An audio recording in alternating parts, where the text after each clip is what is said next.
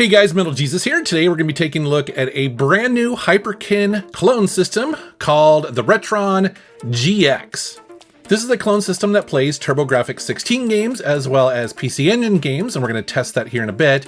But you're probably like me going, why are we getting this now? I thought this was kind of curious. Like, were people asking for this? I'm kind of confused because we recently got the truly excellent Analog Duo that came out very recently.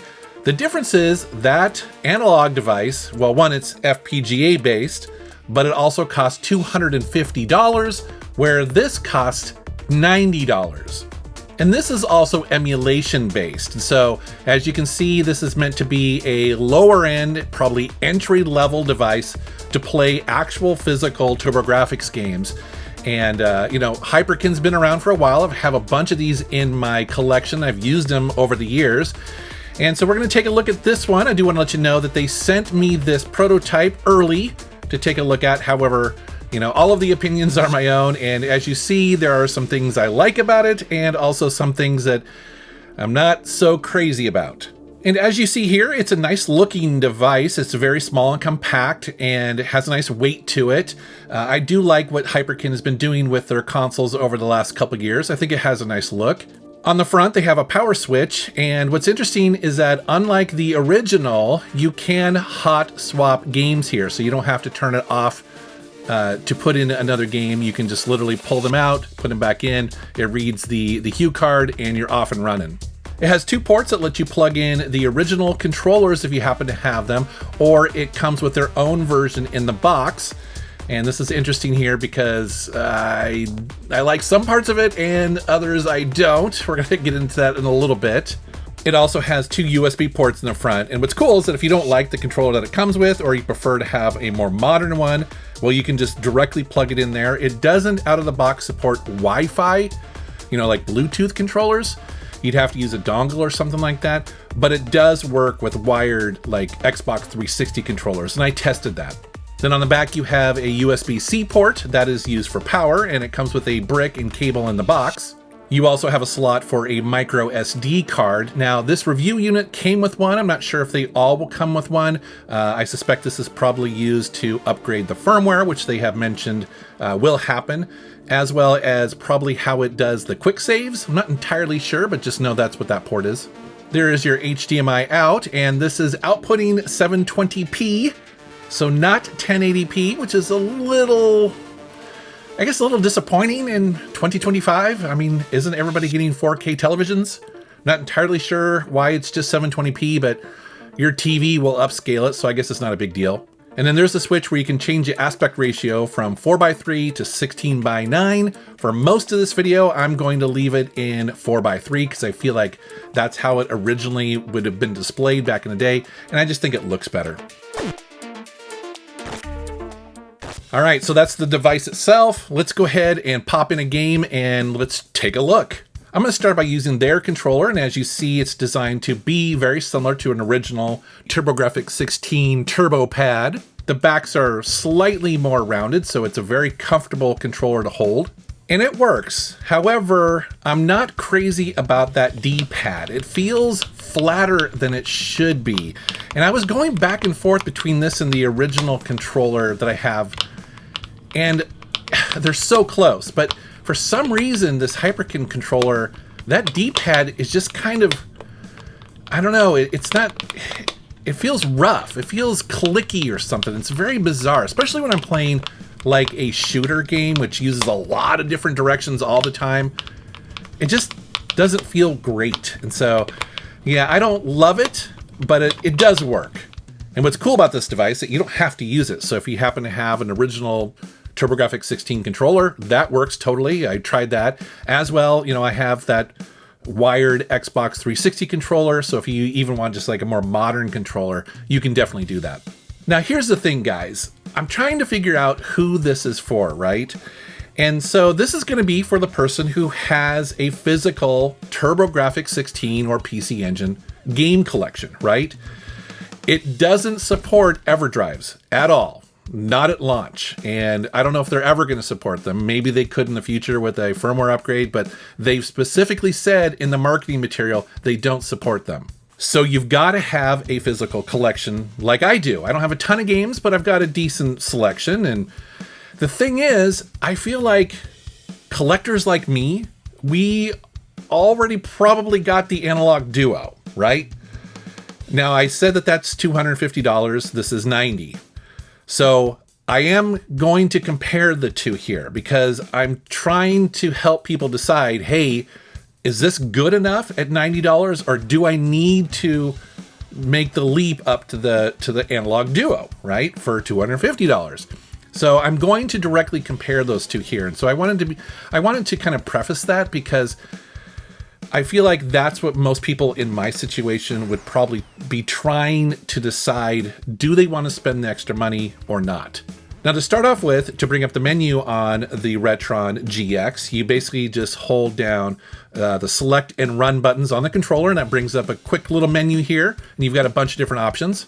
At the top there is the rewind option, and that has been very handy as I've been playing Blazing Lasers. That's a shoot 'em up that gets chaotic and overwhelming fairly quickly. And so it's nice if you die, you can just bring up the menu and, quickly go back a couple seconds and hopefully survive a little bit longer. Below that, you've got the quick save and quick load, as well as save states options. So again, you're probably going to use that in more kind of like platforming or adventure games where you want to save your progress and come back to it later. You can reset the game, and then down below there are the video options. And in there you have three options: smooth, scan lines, and black and white. Now, I'm someone who has started turning on scan lines in some of these older 8-bit and 16-bit games. When I'm running them on a big, 4K television, I do really like scan lines. Also on the menu, you have scaling, which changes the aspect ratio. So you can dial that into something that you're more comfortable with or something that you prefer on your television. And that's where you can change the language of the menu system. And then there's the about, so you can check your firmware. So how do the games play? Well, this is where it gets kind of interesting. So again, I want to preface this that I'm comparing it to the Analog Duo. So the Retron is emulation and it's significantly cheaper, and then the Analog is FPGA, where they're trying to recreate the hardware and be as accurate as possible, okay? And this is where you start seeing some differences. The first difference I noticed was in sound, and I actually had to really compare the two to make sure I wasn't crazy here. That's because on the Hyperkin, the sound on some games is slightly delayed, just enough to where it was like, am I crazy or not? Well, here is Ninja Spirit side by side. So I've broken out the Hyperkin on the left side and the Analog Duo on the right, and I've moved the sound to the left and right speakers. So if you're wearing headphones, or even not, you can completely tell that yes, there is definitely a delay on the Hyperkin side.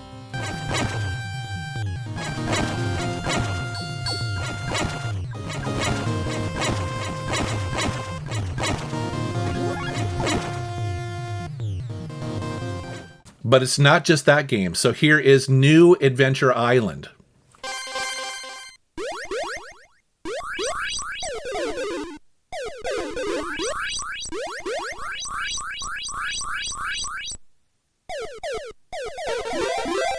And here's Bravo Man. And again, on the left is Hyperkin, on the right is the Analog Duo.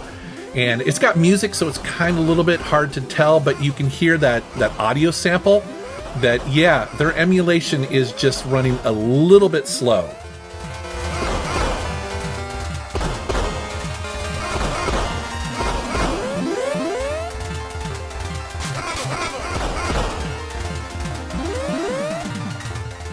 This is really tricky to do because I use the same Elgato hardware and I captured both of these at 60 frames a second and then lined up the animation to the frame to be able to compare these.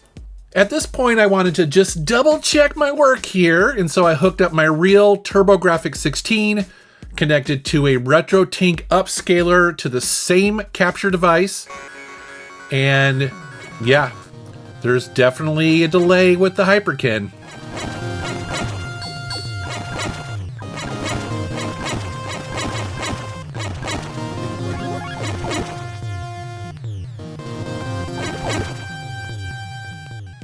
Now, is this a big deal? I don't know. I mean, again, you're saving a lot of money with the Hyperkin, but if you want the absolute best experience, yeah, it's a little disappointing. Now, can they fix it with firmware? Yeah, maybe. The other thing I want to mention is the colors. So the Hyperkin is slightly saturating the colors. It depends on the game whether you notice it or not. So for instance, in New Adventure Island, you can see that the red is just slightly more red on the Hyperkin on the left side than it is on the analog.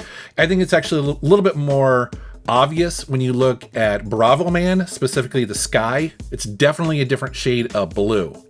Again, how important is this to you? I can't say, but I definitely wanted to point it out. The other thing I noticed too, and I'm not entirely sure why this is happening, but in New Adventure Island, if you look at the background trees that are scrolling by, notice how the Hyperkin is not as smooth as the analog on the right. See how the trees are kind of jittery as they're scrolling? Again, this is not my capture hardware. My capture hardware is, it's an Elgato, both of them capturing at 60 frames a second. So this is just pointing out something going on with the Hyperkin emulation.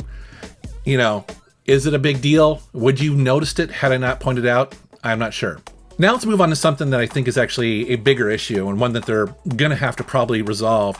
And that is, game collectors like me, I don't just collect the TurboGrafx games that came out in North America. I also collect PC Engine games because those are the ones that came out in Japan, and they're often cheaper and they got games that we didn't get over here. Now, every TurboGrafx game that I threw at this worked great, actually. It would read the hue card and then launch the games, and they played. It was fine. However, I have several PC Engine games. These are import games from Japan, and they didn't recognize them. So here are 3 of them, and this is really interesting. So I put this baseball import game in here. It would recognize it as a generic PC Engine thing. So it was clearly detecting the hue card, but it wouldn't run. Basically, like, first I got a black screen, and I was like, okay, maybe it's just dirty. So I cleaned it, got a little bit further at a white screen. I was like, okay, well, maybe I'll clean it some more. And finally it came up, but it was all messed up. And so you would think, oh, maybe, my game is bad. No, this works fine on the analog. Like, pop it in, the analog launches, plays just fine. Okay, let's try another import PC Engine game. Black screen. It detects it as this generic file, and it doesn't launch. It's kind of weird. So I try a third one, and same thing. And again, all 3 of these work in the analog just fine. I don't have to clean them, nothing. They just launch, right? So I was like, is there just not support for PC Engine games? Well, no, I tried another one, and that seemed to work. So I don't know if this is, again, something early firmware. Maybe their database doesn't have every PC Engine game. Although I got to be honest with you, they should. These games are old. The list is out there. There shouldn't be any unknowns at this point when it comes to this console. So this is a little bit disappointing. Again, they work fine on the analog. They work fine, on an actual PC Engine. So I'm not entirely sure what's going on here. I assume it could be fixed with firmware. The other thing people are going to ask is, does this support Super Graphics cards? That's a completely separate console that was based on the PC Engine TurboGrafx. And the answer is no. It doesn't support that. They acknowledge that. And to be quite honest, there's only 5 games. So it's not really that big of a loss. They're saying it would have required additional hardware to make those run. So that's the reason that they're giving for that.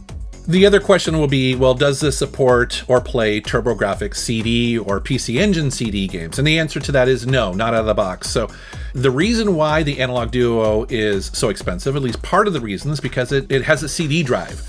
It does play those games. It plays the hue cards and it plays the CD games.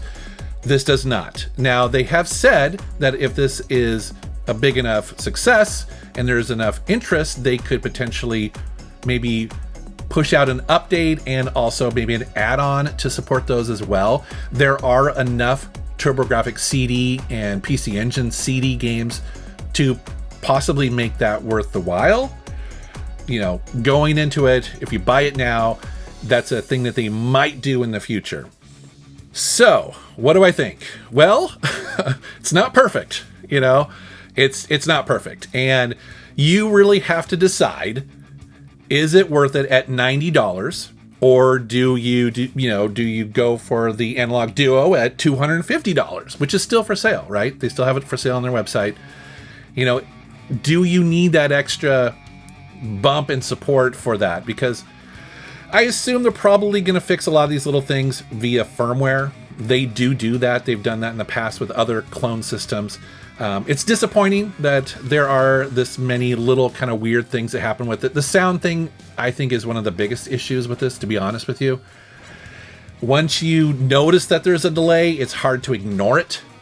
And let's be honest, if most people today want to play TurboGrafx-16 or PC Engine games, you're just going to play via an emulator. It's super easy to do via an emulator. So this is really for that person who wants to buy physical games or already has a collection and wants a relatively inexpensive solution for that, right? Me personally, I don't know if I would recommend this right off the bat, because I do feel like we need to see what they do with the firmware. And if they tighten up some of these issues, then yeah, I mean, $90 will probably be a good value for some people. So anyways, guys, that's my thoughts on the Hyperkin Retron GX. Is this thing on your radar? Are you curious to get one? Let me know down in the comments below. And as always, I want to thank you for watching my channel. Thank you for subscribing, and take care.